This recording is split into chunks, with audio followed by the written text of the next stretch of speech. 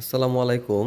আজকে আমি আপনাদেরকে দেখানোর চেষ্টা করব কিভাবে গাছ রিপোর্ট করতে হয়। রিপোর্ট মানে এই যে আপনারা যে গাছগুলো দেখতেছেন সেগুলা যখন আমরা নার্সারি থেকে ছোটো গাছ কিনে নিয়ে আসি, তারপরে এরকম পাত্রে প্রতিস্থাপন করতে হয়, একটু তুলনামূলক বড় পাত্রে। কিভাবে এই তুলনামূলক বড় পাত্রে আমরা এগুলোকে আবার প্রতিস্থাপন করব, সেই জিনিসটা আমি দেখানোর চেষ্টা করব। আপনারা এখন যে গাছটি দেখতেছেন এই গাছের বয়স 1 বছর প্লাস। এটা আমি যখন ছোটো নিয়ে আসছিলাম তখন একটা পলি ব্যাগের মধ্যে ছিল। তারপরে আমি এরকম একটা 5 লিটার একটা জারের মধ্যে, তেলের জারের মধ্যে আমি রিপোর্ট করেছিলাম। এখন মোটামুটি গাছটি বড় হয়ে গেছে। এখন আমি এরকম একটি 20 লিটার হাফ ড্রাম, 20 লিটার একটি এই রঙের ড্রামের মধ্যে প্রতিস্থাপন করব। এটাই হচ্ছে নিয়ম। গাছকে আস্তে আস্তে বড় পাত্রে প্রতিস্থাপন করতে হয়। এখানে আমি মোটামুটি 1 বছর রাখবো। এই 1 বছর পর আবার আমি এই 50 লিটার হাফ ড্রামের ভিতরে প্রতিস্থাপন করব। এভাবে প্রতিস্থাপন করলে গাছের গ্রোথ ভালো থাকে এবং গাছ অনেক সুন্দরভাবে ফুল ফল প্রদান করে। এখন আমি যেটা করব সেটা হচ্ছে এই রঙের যে 20 লিটার বালতি আছে তার নিচে আমি যথেষ্ট পরিমাণে ছিদ্র করে নিয়েছি 6-7টা। এরপর আমি যে মাটির খোলা দিয়ে এই ছিদ্রগুলো বন্ধ করে দিচ্ছি, যাতে মাটির চাপে যাতে এই ছিদ্রগুলো বন্ধ হয়ে না যায় এবং ড্রেনেজ ব্যবস্থা যেন ভালো থাকে। আপনাকে ছাদে হাফ ড্রামে কোনো গাছ রোপণ করতে গেলে অবশ্যই ড্রেনেজ ব্যবস্থা আপনার ভালো রাখতে হবে। এটা একটি গাছ রোপণ করার প্রধান শর্ত হয়েছে ছাদ বাগানের জন্য। আপনাদেরকে অবশ্যই এই ড্রেনেজ ব্যবস্থা অবশ্যই অনেক ভালো রাখতে হবে। এর জন্য আপনার নিচে এরকম খোলা দিতে হবে এই ছিদ্রগুলো বন্ধ করার জন্যে।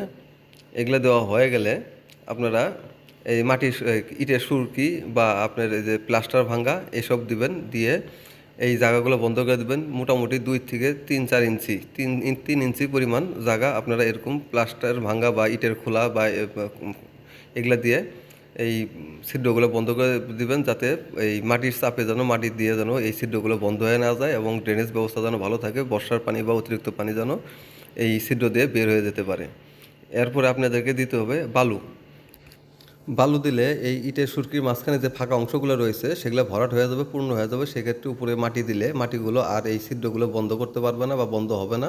সেক্ষেত্রে ড্রেনেজ ব্যবস্থা ভালো থাকবে। আপনাদের সম্ভব হলে আপনারা 1-2 ইঞ্চি বালুর স্তর দিতে পারেন।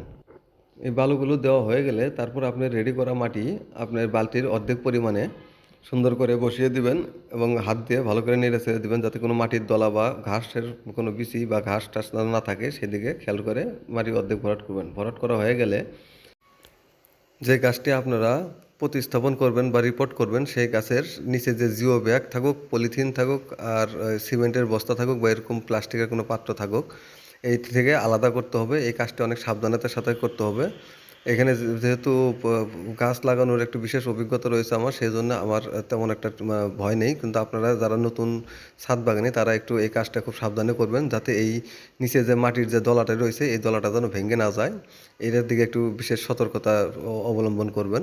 যেহেতু আমার এটা 1 বছর আগেকার রোপণ করা গাছ, মাটিগুলো শক্ত হয়ে গেছে এবং আমি 1-2 দিন আগের থেকে পানি দেওয়া বন্ধ করছি, যাতে এই মাটির বলটি এই প্লাস্টিক খোলার সময় যেন খুলে না যায় বা ভেঙে না যায় এই মাটির এই গুঁড়াটি, সেজন্য আমি পানি দেইনি।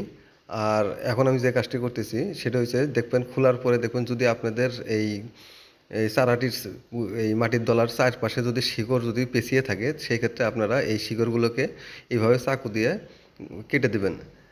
এটা কাটলে কোনো সমস্যা হবে না। এটা ফিটার রুট, এটা দিয়ে গাছ খাবার সংগ্রহ করে।